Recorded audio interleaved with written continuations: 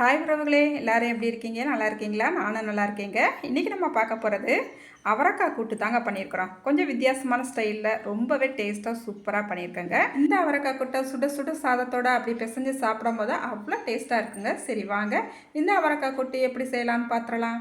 1/4 kilo அவரைக்காவை நல்ல நீல வாக்கில் கட் பண்ணிவிட்டு எடுத்துருக்கேங்க. இப்போ இந்த அவரைக்காய் அப்படியே இருக்கட்டும்.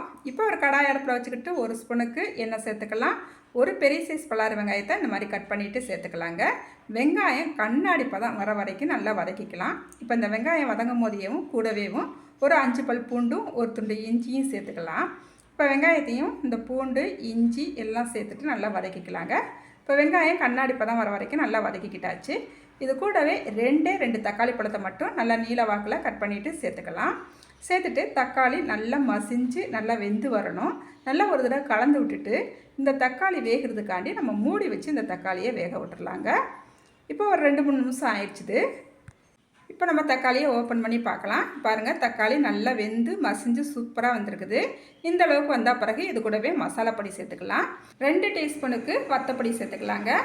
3/4 டேபிள் ஸ்பூன் சீரகப்பொடி சேர்த்துக்கலாம். 1 டேபிள் ஸ்பூன் மல்லிப்பொடி சேர்த்துக்கலாங்க. இப்போ நம்ம மசாலா பொடியெல்லாம் சேர்த்துக்கிட்டாச்சு. இப்போ ஒரு 2-3 நிமிஷம் மசாலா பொடி சேர்த்தா பிறகு நல்லா கலந்து விட்டுக்கலாம். மசாலா பொடியோட பச்சை வாசனை போகிற வரைக்கும் நல்லா வதக்கிக்கலாங்க. இப்போ பாருங்கள், நம்ம ஒரு 2-3 நிமிஷம் நல்லா கலந்து விட்டுக்கிட்டாச்சு. இப்போ நம்ம இதை எடுத்து நல்லா ஆற விட்டுறலாங்க.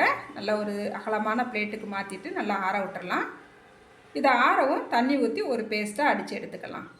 இப்போ அதே கடாயிலேயும் ஒரு 2 டேபிள் ஸ்பூன் எண்ணெய் சேர்த்துக்கலாம். கொஞ்சமாக கடுகு சேர்த்துக்கலாம். கடுகு நல்லா பொரிஞ்சு வந்தால் பிறகு இது கூடவே நம்ம கட் பண்ணி வச்சுருக்கிற அவரைக்காவையும் சேர்த்துக்கலாங்க. அடுப்பை மிதமான தீயிலேயே வச்சுக்கலாம்.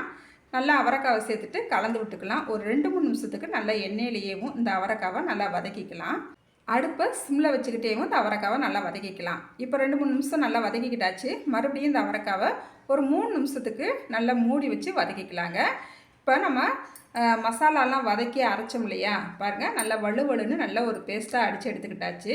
இப்போ அவரைக்காவுமே ஒரு 2-3 நிமிஷத்துக்கு மூடி வச்சு நல்லா வதக்கிக்கிட்டாச்சு. அதுக்கப்புறமா நம்ம அரைச்சி வச்சுருக்கிற இந்த மசாலாவை நம்ம சேர்த்துக்கலாங்க.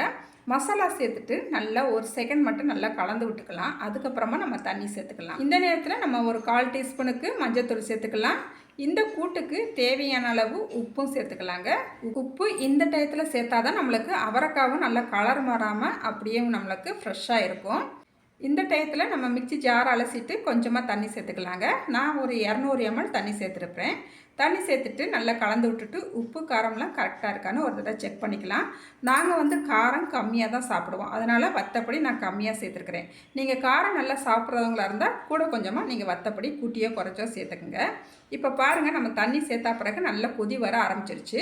இப்போ மறுபடியும் மூடி வச்சு ஒரு 5 நிமிஷத்துக்கு அப்படியே மிதமான தீயிலேயே விட்டுறலாம். இடையில மட்டும் நல்லா கலந்து விட்டுக்கலாம். இப்போ நம்ம மூடி வச்சு ஒரு 5 நிமிஷம் ஆயிடுச்சுது. சூப்பராக நம்மளுக்கு அவரைக்காய் கூட்டு ரெடி ஆயிடுச்சுங்க. நல்லா கமன்னு வாசனையாக இருக்குது. ஓப்பன் பண்ண உடனே நல்லா கலந்து விட்டுக்கலாம். இது கூடவே பொடிசாக கட் பண்ணிய மல்லி இலையும் சேர்த்துக்கலாம். இந்த அவரைக்காய் கூட்டை நீங்கள் சுட சுட சாதத்தோடு அப்படி பிரட்டிட்டு சாப்பிடும் போது அவ்வளோ சூப்பராக இருக்குங்க. சப்பாத்தியோடையும் சாப்பிட்லாம், அவ்வளோ டேஸ்ட்டாக இருக்கும்.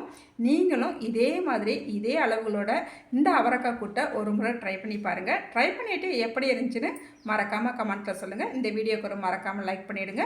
அடுத்த ஒரு வீடியோவில் பார்க்கலாங்க. பாய்.